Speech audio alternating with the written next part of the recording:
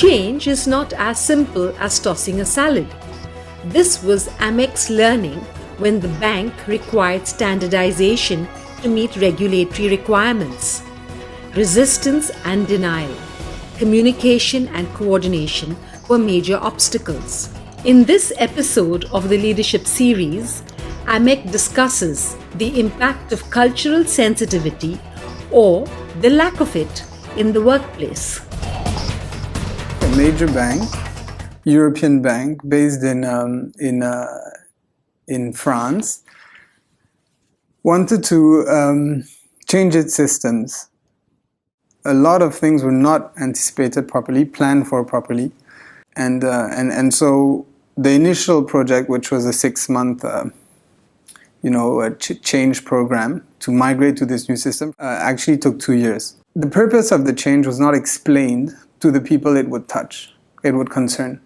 So teams all across the bank, all across the business units, the business lines, were told that there will be a new system coming in, that it will have an impact, an important one on everyone, that it would be much better than what we currently have, but no one was told the scope of the change, how important it would be in implementing it especially. The second main issue was the fact that the teams, the people, the staff in all these business lines were not at all told, or at least fully told, how the process of the change, the implementation of the change would impact them.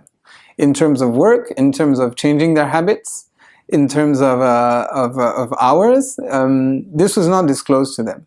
And this, I believe, was the second main issue. It was, put more globally, a communication issue. The third main issue, which was unforeseen, or at least not taken seriously, was a cultural issue, because indeed, since the system was implemented already in other entities, these other entities would come and bring their expertise, or at least they would be the ones driving the implementation of this new system.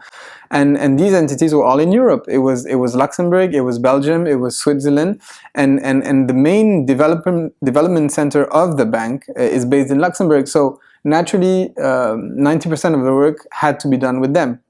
And the fact that we are in Asia, we are a French bank, yes, but many of the staff are Asian, Singaporean, Indian, from all over the place, and there is a cultural issue. Not only the time difference, which was an issue, people were not happy about staying late, and this for 2 years in a row, and also the language barrier, the language issue, and finally, most importantly, the business in itself. There's a cultural difference in the business that's conducted in Asia, even though it's banking, and in Europe.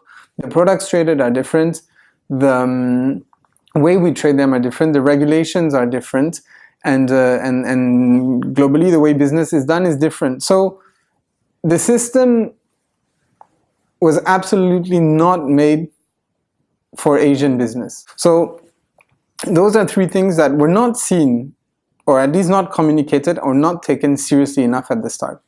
The project management failed to convince all staff that systems today is everything, and we cannot run the operations, we cannot open the bank if our systems are down. Absolutely not. We have regulatory requirements, reporting requirements to clients, risk management, everything is linked to the system. So the impact of a new system and changing to the new system was underestimated. And there was no real cohesion first between the different business lines into bringing this change, making it possible. Secondly, the understanding was very different from all point of views, and thirdly, the team advanced, not hidden, but advanced on their own agenda. We lost at least 6 months in this whole phase of preparation. We moved on to designing the system.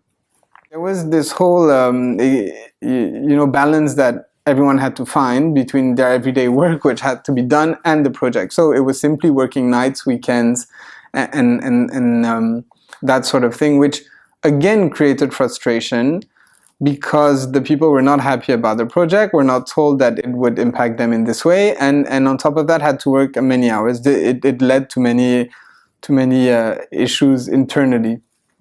And this is also when the work with the developers created another hurdle, which was that once we were explaining the needs to the developers, these developers did not understand them simply because they were used to implementing the system in Europe. So they thought, their first impression was that our requests were completely out of place, and that we were asking for the moon, for things they had never seen, for products they had never seen, and they had no good faith in helping us because they thought, they are asking to develop a system that has no use. The business lines here, when they heard those answers, they created anger, frustration. So that's when the link was broken.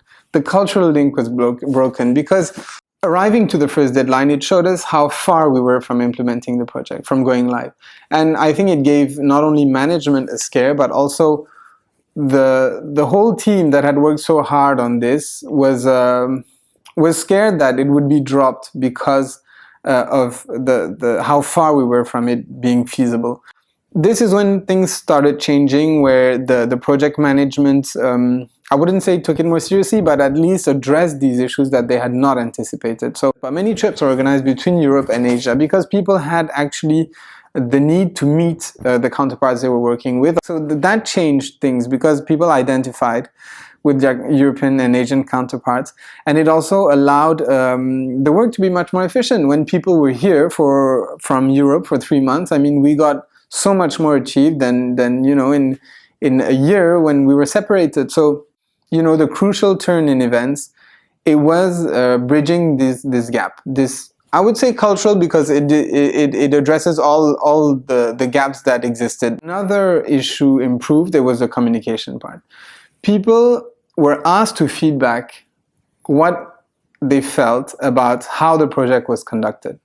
It was done on an anonymous basis, but it was very harsh. After that, we had weekly newsletters with key people, key project leaders interviewed, talking about what's wrong, how will the system help us, what can we do for the different issues, etc. Secondly, we had weekly meetings that turned out to be daily at the end. That was very useful because everyone felt, first of all, in the team, they were shown their progress, they were shown the utility of what they were doing, the hard and long hours they were putting into their work. Technical issues came in then. People were tired because they had been working like mad, literally, for years, for months. In the end, the factor that took it that extra mile in order to finish it was, I think, due to sort of project saviors, or at least key people, that took it that extra mile and that made it happen in time. The contrast was interesting. We had started out with people ignoring this project to people extremely motivated and wanting to make it happen, with a lot of bumps throughout the way. But in the end, it worked, and the system is up and running now.